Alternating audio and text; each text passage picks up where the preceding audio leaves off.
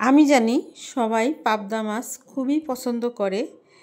তো পাবদা মাছ তো অনেক খেয়েছো, একবার হলেও এভাবে পাবদা মাছ খেয়ে দেখবে, সারা জীবন মুখে এর স্বাদ লেগে থাকবে।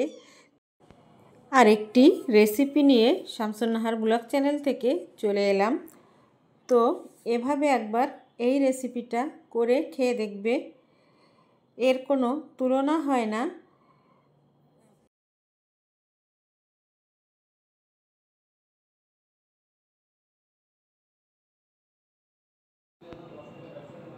আসসালামু আলাইকুম।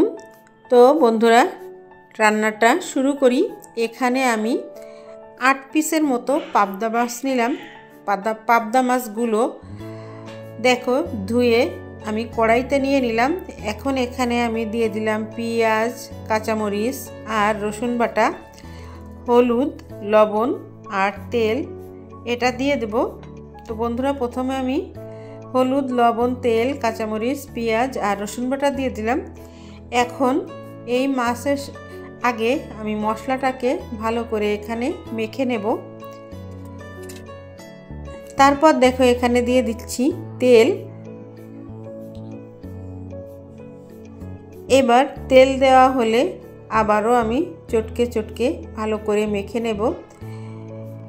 এখানে যত মাখবে ততই একটা ফ্লেভার বের হবে। এত সুন্দর ফ্লেভার বের হয়, মাখার সময় মনে হয় যে কাঁচা মাছই খাওয়া যাবে এভাবে মেখে, কিন্তু আসলে তা কিন্তু খাওয়া যায় না। তো ঘ্রাণটা খুবই সুন্দর হয়। তো আমি আরও কিছুটা তেল এখানে দিয়ে দিলাম। দেখো আমি কিন্তু অনেকক্ষণ ধরেই মেখে নিছি। এবার মাছের সঙ্গেও মিশিয়ে নেব। মাছের সঙ্গে মশলা মেখে তারপরে মাছগুলি আমি তুলে রাখব। তোমরা সবাই কিন্তু জানো পাবদা মাছ খুবই নরম মাছ, খুবই স্বাদযুক্ত একটা মাছ। তো এখানে আমি পাবদা মাছের সঙ্গে আলু দিব, যার জন্য আলুগুলো একটু কষিয়ে নিতে হবে। সেই কারণে আমি মাছগুলো আর আলু একসাথে কষাতে গেলে মাছগুলো কিন্তু ভেঙে যাবে। পাবদা মাছ হয় হাতে মাখিয়ে রান্না করতে হয়, আর তা না হলে ভেজে রান্না করতে হয়। তা না হলে কষিয়ে রান্না করতে গেলে মাছগুলো ভেঙে যায়। তো মাছগুলো আমি তুলে নিয়ে তারপর দেখো এখানে আমি আলু দিয়ে দিলাম। এখন চুলাটা জ্বেলে তারপর আমি বেশ কিছু সময় ধরে আলুগুলি কষিয়ে নেব।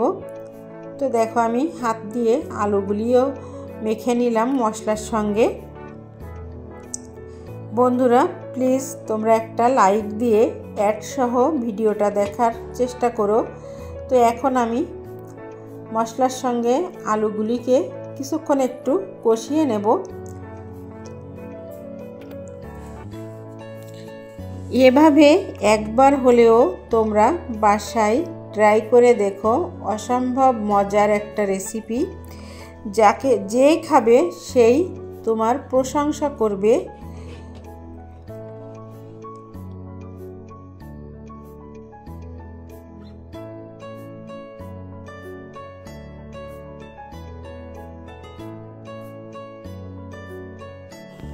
আলুগুলি কষানো হয়ে গেলে এখানে আমি পরিমাণ মতো পানি দেব। খুব বেশি পানি দেব না, যাতে পাবদা মাছ কিন্তু সামান্য একটু জালেই সিদ্ধ হয়ে যায় আর রান্না হয়ে যায়। তো এখানে নতুন আলু আমি দিলাম। এটা আমার হাজব্যান্ডের খেতে মন চাইছে, তাই তার জন্য এটা রান্না করলাম আলু দিয়ে আর পাবদা মাছ দিয়ে। তো পানিটা দিয়ে পরিমাণ মতো ঝোলের পানি দিয়ে আমি ঢেকে দিয়েছিলাম। ঝোলটা ফুটে উঠছে। এখন আমি এখানে মাছগুলি দিয়ে দিব।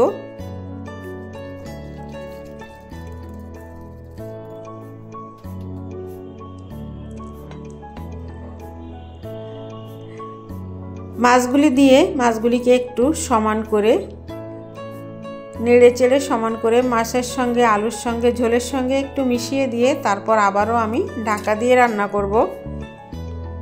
বন্ধুরা, যে বাটিতে মাছ তুলে রাখছিলাম সেই বাটিটা ধুয়ে সামান্য একটু পানি দিয়ে ধুয়ে সেই পানিটা আমি দিয়ে দিলাম।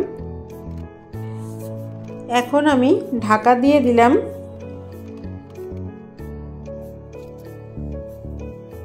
বন্ধুরা, তরকারিটার ঝোল ফুটে উঠলে ঢাকনাটা তুলে নিয়ে তারপর আমি এখানে টমেটো দিয়ে দিলাম। আমার ঘরে খুব বেশি টমেটো ছিল না, 3-4টা টমেটো ছিল, সেটাই টুকরো টুকরো করে দিয়ে দিলাম।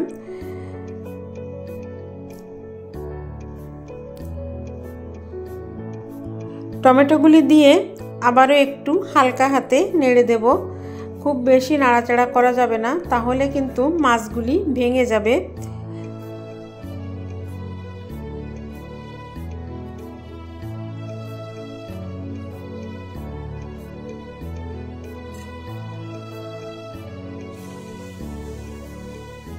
টমেটো দেওয়ার পরে কিছুক্ষণ জাল করে নিয়ে তারপরে আমি এখানে দিয়ে দেব ধনিয়া পাতা।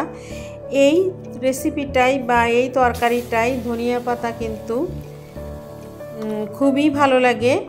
তো আমি কিন্তু সব রেসিপিতে বা সব রান্নাতে ধনিয়া পাতা ব্যবহার করি না, খুব বেছে বেছে কিছু রান্নাতে আমি ধনিয়া পাতা ব্যবহার করি। তো দেখো ধনিয়া পাতাটা দেওয়ার পরে কতটা কালারফুল লাগছে তরকারিটা, দেখতে যেমন লোভনীয়, খেতেও সেই রকম সুস্বাদু টেস্টি। একবার হলেও বাড়িতে তোমরা ট্রাই করে দেখো, যারা এখনই খাওনি। আমি জানি অনেকেই খায়, আবার অনেকেই কিন্তু খায় না এভাবে। তো একবার হলেও ট্রাই করার রিকোয়েস্ট করব। ধনিয়া পাতাগুলো দেওয়ার পরে আমি আবারও একটু কিছুক্ষণের জন্য ঢেকে দেব। বন্ধুরা, ঢাকনাটা তুলে নিলাম, একটু নিচ থেকে নেড়ে দেব। তুলে নিয়ে নিচ থেকে হালকা হাতে একটু নেড়ে দেব, দেখব যে নিচে লেগে না যায়।